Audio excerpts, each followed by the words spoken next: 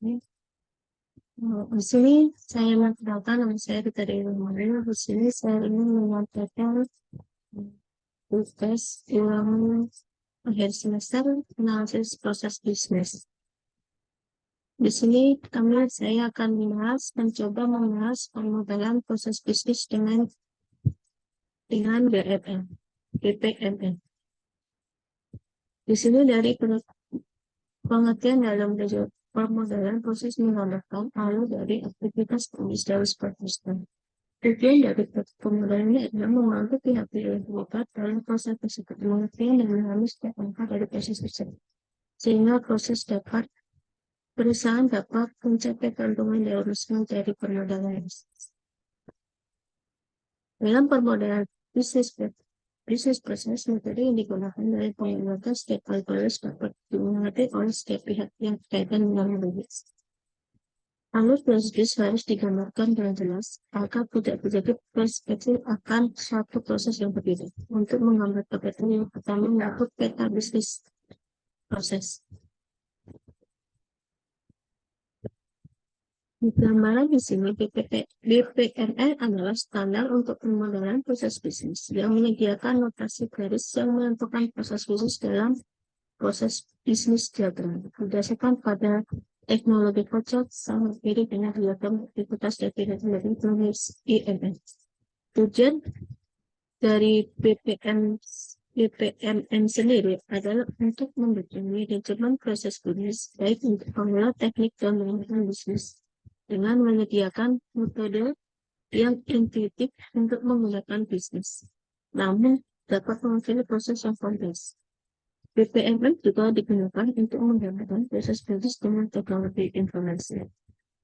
Dengan adanya BPMN, diharapkan pengguna dapat mengerti secara keseluruhan mengenai alur-alur proses bisnis sehingga digambarkan secara sama dengan simbol-simbol yang sudah dimengerti.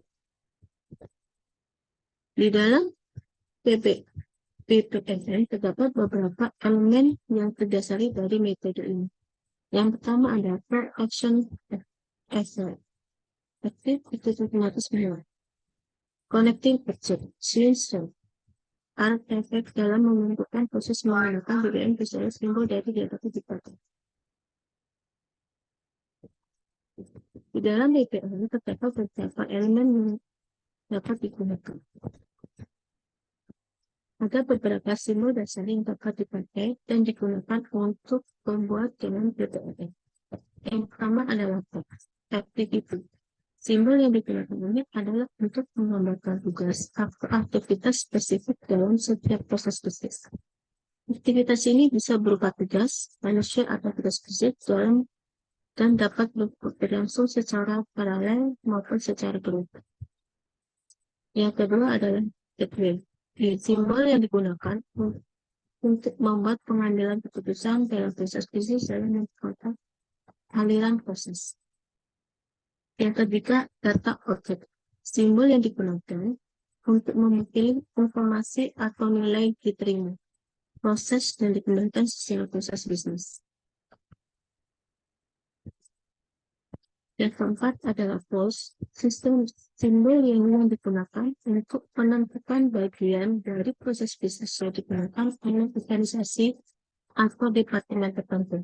Ini membantu untuk memastikan bahwa tugas dari aktivitas yang sesuai dilakukan oleh organisasi atau departemen yang. Yang kelima adalah line. Bagian dari sheet line yang membagi area menjadi beberapa bagian seperti departemen atau individu yang bertanggung jawab untuk melakukan tugas atau aktivitas tertentu. Dari seiring berkembangnya teknologi informasi, BPMN erat dengan penggunaan software sehingga muncul istilah yang disebut proses marketing. Dengan adanya BPMN, diharapkan proses dapat digambungkan, dimengerti, dan dieksekusi dengan baik oleh pengguna. Berdasarkan proses dalam suatu organisasi dapat diusir berdasarkan suatu simbol atau dalam bahasa yang dapat dimengerti dan dapat dieksekusi dengan menggunakan aplikasi bisnis proses. Ada beberapa contoh, misalnya adalah database gateway. Dalam proses ini, ada beberapa bahwa request suatu permohonan, suatu aktivitas permohonan atau sesuai dengan nilai atau tidak. Jika tidak sesuai, maka permohonan dikembalikan ke request nilai tidak sesuai, maka di permohonan akan diterima. Seperti contoh begini. Seperti contoh pada program PPR ini.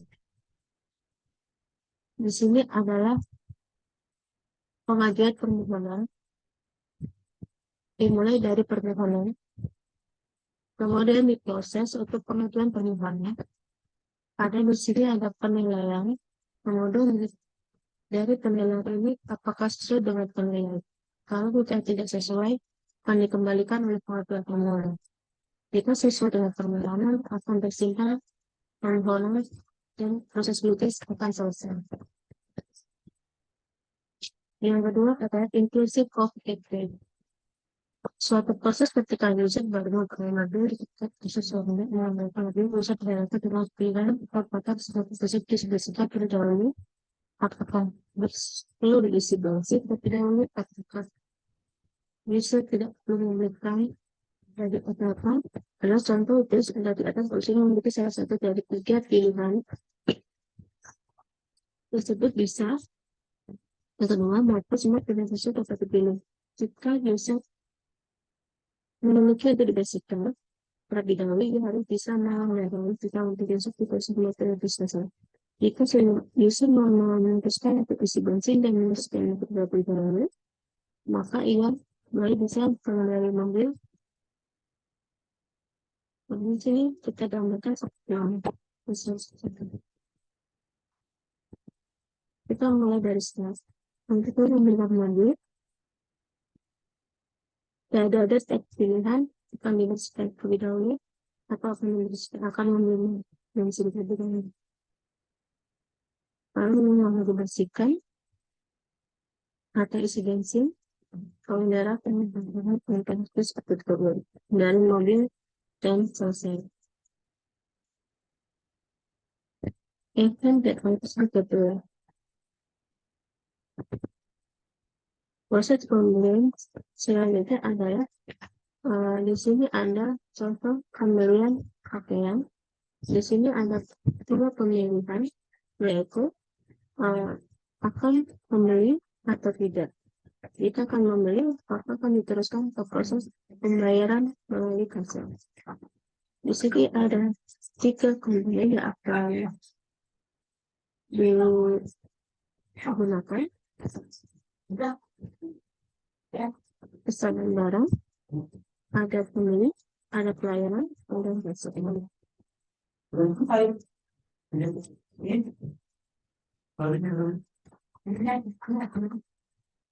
Proses ini akan dimulai dengan start, kemudian ada pembeli, jika memang pembelian baru, dia akan memilih batu. Bila konsultan akan memilih, akan dicek oleh pelayan. Jika dia akan pembelinya, maka akan ada pembelian bersetujui. Jadi atau tidaknya pembelian bersama. Apa akan memilih? Jadi akan mengambil barang yang ada oleh pelayan. Dan ada lagi pembayaran dan akan dilakukan oleh kasir. Ini adalah proses akhir dari proses bisnis adalah pembayaran oleh kasir dan dikembalikan lagi oleh pembeli untuk bahwa proses bisnis selesai.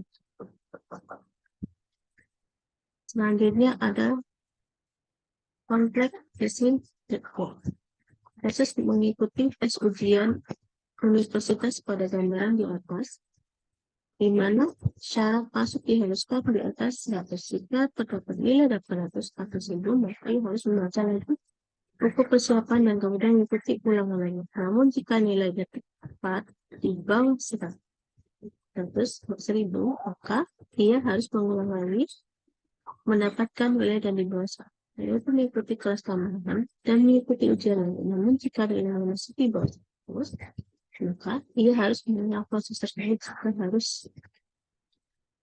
Jika user sudah mendapatkan nilai di atas, maka ia harus bisa masuk universitas tersebut. Dalam proses Complex gateway hanya dapat melewati syarat yang bisa ditentukan dalam proses selanjutnya. Yang terakhir adalah parallel gateway. Gambaran tersebut menjelaskan suatu proses untuk menjadi kaya. User diwajibkan untuk memperbanyak godaan dan berusaha. Jika user hanya melakukan usaha saja, maka ia tidak akan menjadi kaya dan berhasil. Bagaimanapun sebaliknya, jika user hanya berdoa saja, maka melakukan usaha tapi maka ia juga tidak akan berhasil untuk menjadi kaya. Oleh karena itu, user membutuhkan keduanya untuk bisa menjadi kaya. Untuk mencapai hasil dan selanjutnya proses bisnis ini akan selesai. Terima kasih.